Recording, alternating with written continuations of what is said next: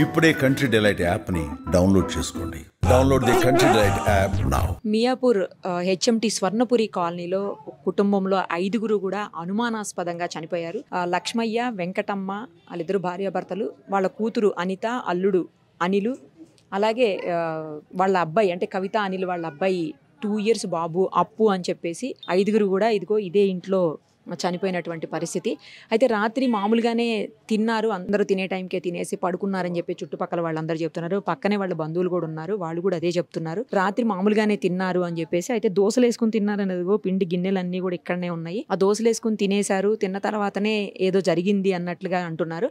వాళ్ళ అమ్మాయి వస్తే కూడా అంటే లక్ష్మయ్య గారి అమ్మాయి వస్తే కూడా కడుపులో నొప్పిగా ఉంది, కొంచెం కళ్ళు తిరుగుతున్నట్టు ఉంది అని చెప్పేసి ఆ వెంకటమ్మ చెప్పారని చెప్తున్నారు. సో అప్పుడే వాళ్ళు ఏమన్నా రియాక్ట్ అయితే బాగుండేదేమో, అది ఆవిడకి జ్వరం ఉందని ఆ ఉద్దేశంతో బాగలేదేమో అనుకున్నట్టుగా అన్నారని చెప్తున్నారు. బట్ వాళ్ళకి ఎలాంటి అప్పుల బాధలు కానీ ఏదో చిన్న చిన్న పెళ్లిళ్ళు చేసినప్పుడు ఉండే అప్పులు లాంటివి ఉన్నాయి తప్పించి మిగతా ఏమి ఇష్యూస్ లేవని చెప్తున్నారు. సో అలాగే ఎవరితో గొడవలు లేవు, ఎందుకంటే వాళ్ళు కర్ణాటక వాళ్ళు, ఇక్కడ వాళ్ళు కాదు. యాక్చువల్లీ కర్ణాటకకి సంబంధించిన వాళ్ళు, బతుకు తెరువు కోసం ఇక్కడికి వచ్చినటువంటి కుటుంబం వాళ్ళది. సో ఆమె పెద్ద ఆమె బస్సులో ఆయమ్మగా పనిచేస్తారు, హెల్పర్గా స్కూల్ బస్సులో.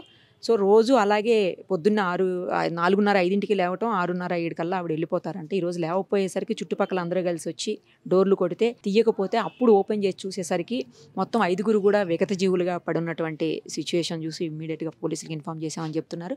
పోస్ట్ మార్టం కోసం తీసుకుని వెళ్ళారు. అది అయితేనే కానీ ఏం జరిగింది, ఇదేమన్నా అంటే ఫుడ్ పాయిజన్ ఏమన్నా అయిందా, లేకపోతే వాళ్ళే కావాలని చెప్పేసి ఫుడ్లో ఏమన్నా కలుపుకుని ఇలా చనిపోయారా తినేసి అని చెప్పేసి అది కూడా ఒక డౌట్ ఉంది. కానీ చిన్న బాబు ఉన్నాడు, 2 years బాబు, ఆ బాబును మరి చంపేంత ఏం జరిగింది అనేది కూడా అర్థం కావట్లేదు. గడి కూడా లోపల నుంచే పెట్టుందని చెప్తున్నారు డోర్కి. సో బయట నుంచి ఎవరు వచ్చినటువంటి సిచ్యువేషన్ కూడా లేదు.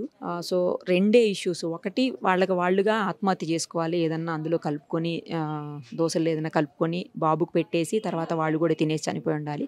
లేదు అంటే నిజంగానే వాళ్ళు బయట నుంచి కూడా ఏం తెచ్చుకోరు, ఇంట్లోనే అన్నీ తెచ్చుకుని ఇంట్లో నుంచి తయారు చేసుకునే వేసుకుంటారు. దోశలు కానీ ఫుడ్ కానీ అంతా ఇంట్లోనే తింటారని చెప్తున్నారు. మరి ఇంట్లోనే తయారు చేసుకున్నటువంటి దోశ పిండే కొన్ని సందర్భాల్లో ఫుడ్ పాయిజన్ అవుతుంది.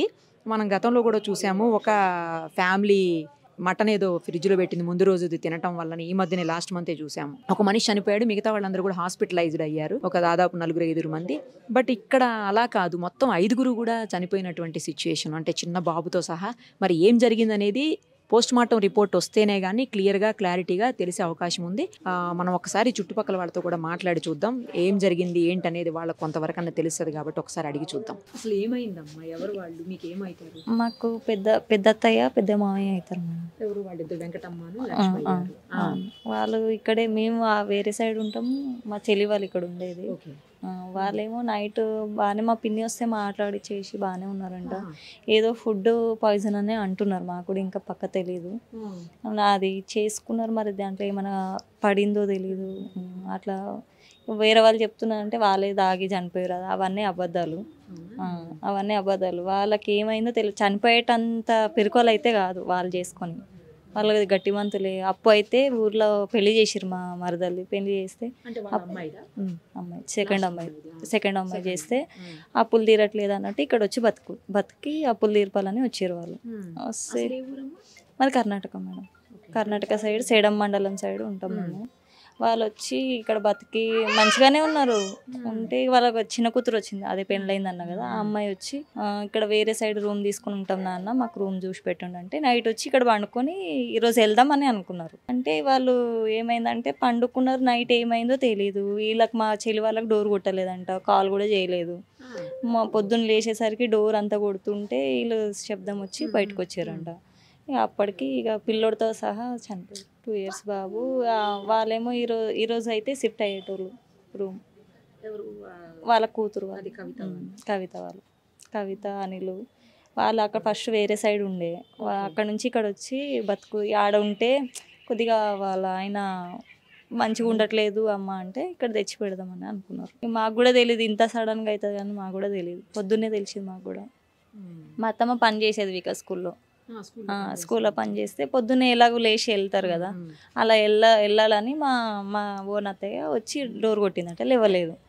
సర్లే ఎందుకో పనుకుంటున్నారు అంటానని వదిలేసి వెళ్ళిపోయింది. తర్వాతకి వీళ్ళందరూ వచ్చి డోర్ కొట్టేసిర్రంట, ఎందుకు లేవట్లేదు అంటే వాళ్ళ పెద్ద కూతురు వచ్చింది. మా పెద్ద ఆడపడుచు వచ్చి కొడితే ఈ కిటికీ నుంచి చూస్తే ఇక అందరు ఇట్లా మూర్చిపోయి కళ్ళు తేలేసి ఉన్నారండి. పడుకున్నట్లే ఉన్నారు. మా పెద్దత్తయ్య ఒకటి వామిటింగ్ అవి చేసుకుందండి. మొత్తం ఇదైపోయింది, కల్లోలం అయిపోయింది, వాంతులు అయినాయి అంట.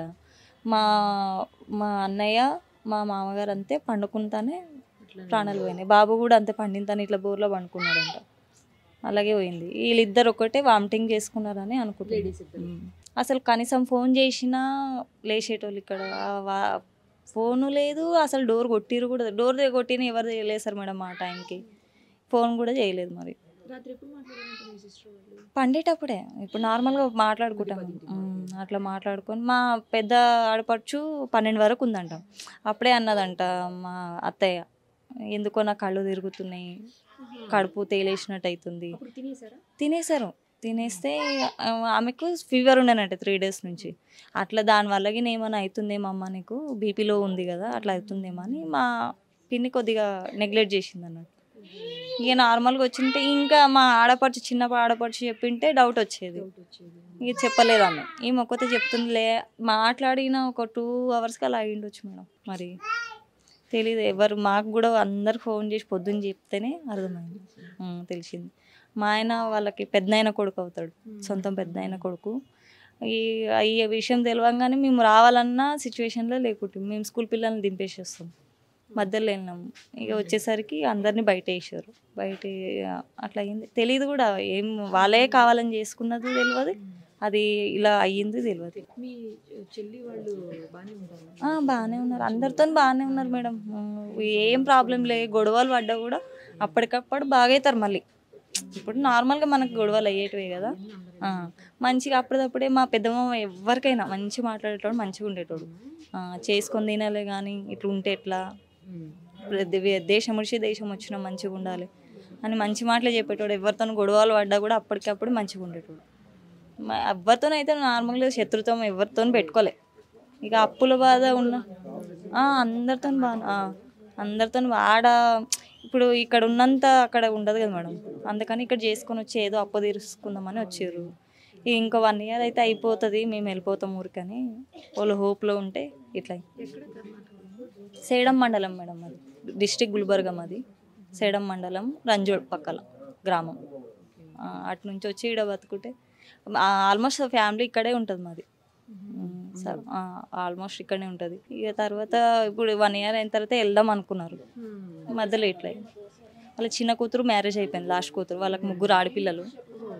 పెద్ద అమ్మాయిది అయిపోయింది, ఈమె చనిపోయిన ఆమె సెకండ్ అమ్మాయి. థర్డ్ అమ్మాయి వచ్చింది ఇంతకుముందు. అబ్బాయి ఇంకా లేడు. అబ్బాయి వేరే సైడ్ కిరాయి వెళ్ళిండు, ఆటో నడుపుకుంటాడు. ఇక్కడే ఉంటాడు. 3 డేస్ అబ్బాయి వెళ్ళి ఉంటాడు. 3 డేస్ అయింది వెళ్ళి, ఇంకా కాలే. చిన్నోడు రాలేదు. ఈరోజు వద్దామని బయలుదేరదామని అనుకున్నాడు. ఈరోజు సాయంత్రం వాడికి ఏదో ఫంక్షన్ ఉందంటే అక్కడ వెళ్ళాడు. ఈరోజు వెళ్దాం సాయంత్రం అని పొద్దున్న ఈ న్యూస్ని ఆల్రెడీ వస్తున్నాడంట. వికారాబాద్ విజయవాడలోనే ఉన్నాడంట. Compulsory madam.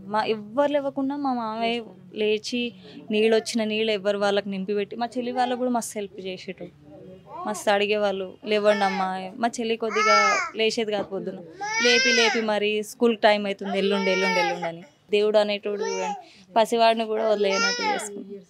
2 ఇయర్సే బాబు. అబ్బాయి చిన్న అబ్బాయి, వాడే ఫస్ట్. వాళ్ళకి ఒకటే కొడుకు.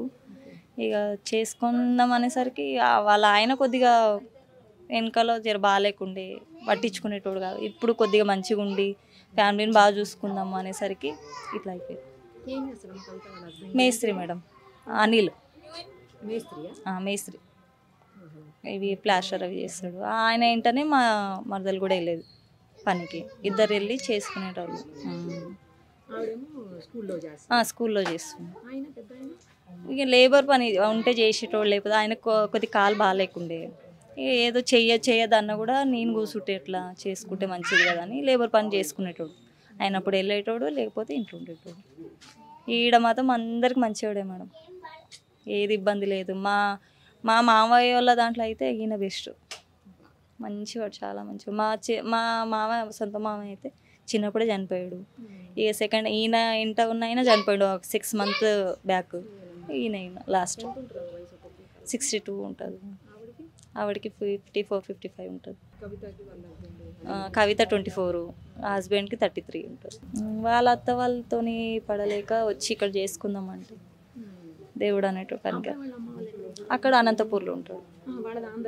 ఆంధ్ర అంటే కర్ణాటక బౌండరీ గ్రామం, అక్కడ ఉంటారు వాళ్ళు. ఆడుంటే ఉట్టిగా చేయట్లేదు, ఏం లేదు, ఇంత పని ఉంటుంది వద్దు అనేసి మా అత్త వాళ్ళు పిలిపించారు అన్నట్టు. పిలిపించి చేపిస్తే నైట్ పడుకున్నారు.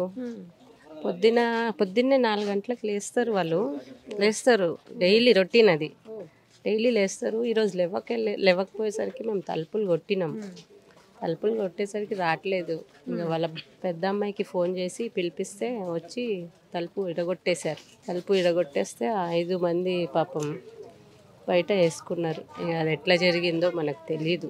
మరి నైట్ తిని పడుకున్న వాళ్ళు అట్లనే పడుకొని ఉన్నట్టున్నారు. అయితే ఇంకా అంతే మాకు తెలిసిన వరకు. మార్నింగ్ 6 నుంచి లేపుతున్నాం మేము. వాళ్ళతో పాటు పనికి వెళ్ళేటోళ్ళు అయితే 5:30 నుంచే లేపుతున్నారు. ఆవిడ బస్కి వెళ్తుంది. ఆవిడ బస్సులో హెల్పర్గా స్కూల్ బస్లో ఆయమ్మకి వెళ్తుంది. ఈ పక్కన ఆమెతోనూ ఇద్దరు ఒకటే దగ్గర వెళ్తారనమాట పనికి. ఇద్దరు రోజు కలిసి వెళ్తారు. ఈరోజు ఆమె రెడీ అయిపోయి ఈమె ఇంకా లేవలేదు. పిలిచారు, లేవలేదు, తలుపు కొట్టారు. ఇక వాళ్ళు టైం అవుతుందని వెళ్ళండి మీరు చూడండి కొంచెం అంటే మేము అప్పటి నుంచి తలుపు కొడుతూ ఉన్నాం. 7 వరకు చూసి వాళ్ళ అమ్మాయిని పిలిచి తలుపు ఇరగొట్టండి మీరు. మరి ఇప్పటి వరకు ఒక్కళ్ళంటే సపోర్ట్ చేయాలి, 5గురు కదా, ఎవరో ఒకళ్ళు సపోర్ట్ చేయాలి కదా, మీరు తలుపు తీయండి ఇరగొట్టండి అంటే ఇరగొట్టేసరికి అందరు పడుకొనే ఉన్నారు. ఫ్యామిలీ లోపల ఉంటాయి కొన్ని ప్రాబ్లమ్స్, అన్నీ క్యాజువల్ ప్రాబ్లమ్స్. కానీ వాళ్ళు ఇట్లా చేసుకునే వాళ్ళు కాదు.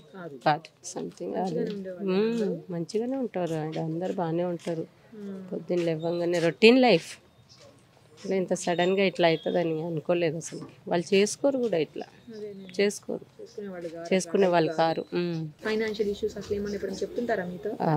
మాతో చెప్పుకోరు, ఏది కట్టుకోవాలి అది కట్టుకోవాలి అని ఉంటాయి అందరికి. మాకు ఉన్నాయి, వాళ్ళకు ఉన్నాయి, అందరికీ ఉన్నాయి. కాకపోతే ఇట్లా చిన్న వీటికి ప్రాణాలు తీసుకునే టైప్ కాదు. అంత ఈజీగా చేసుకోరు. చేసుకుంటే ఒకళ్ళు ఇద్దరు చేసుకుంటారు కానీ 5 మంది చిన్నపిల్లోడికి చేస్తారా? చేయరు కదా. ఏమో అది ఓపెన్ చేస్తేనే తెలిసింది దోశలు వేసుకున్నారని. నైట్ దోశలు వేసుకొని పడుకున్నట్టున్నారు తిని. మరి ఆ దోశ పిండియే తెలవాలి. లోపల తలుపేసింది.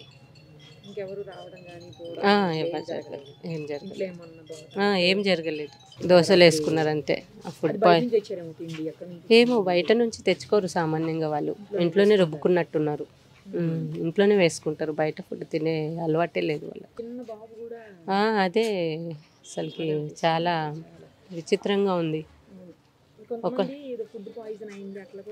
అది ఇంకా ఫుడ్ మీదనే డిపెండ్ అయి ఉంది. ఏదన్నా సమాధానం కావాలంటే ఆ ఫుడ్ టెస్ట్ చేస్తేనే తెలుస్తుంది ఆ ఫుడ్ ప్రాబ్లమా లేకపోతే ఏంది.